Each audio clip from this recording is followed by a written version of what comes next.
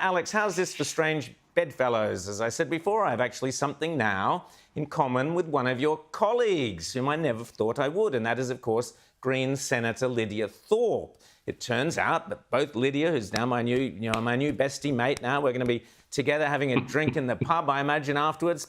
We both think the voice to Parliament is a rubbish idea. In an interview with the Nine papers, Lydia Thorpe dismissed the voice vote as a waste of money that would be better spent in Indigenous communities.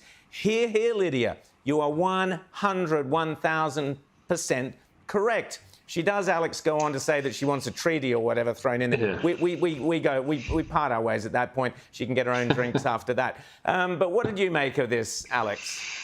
Well, I'm with you, Rowan. I mean, there'd be three of us who are on the same page there. I'm sure there are more, but look, I agree. It is a complete waste of time. It's a complete distraction. It's nothing but divisive, woke identity politics. We've spoken about it before, and I agree. I mean, who would have thought? There's some common ground there. There's always common ground somewhere if you look hard enough for it. But as you say, if you drift into that area of the treaty, I've never understood this concept of a treaty. A treaty is something between nation states. So I don't understand how that works here. There's no specific carve out in international law for treaties intra sovereign country. So look, it's all a bit strange. But look, I don't think Australians are even paying attention to the voice. I think if you went out onto a main street anywhere in the country and asked them what they thought of the voice, they'd say, you know, who are you talking about? Someone yelling at the footy, whatever it is. I just think this is a complete smokescreen and a distraction from the Albanese government to the real issues, which are cost of living issues, prices at the supermarket, and so on and so forth. So, look, the sooner this gets knocked on the head, the better.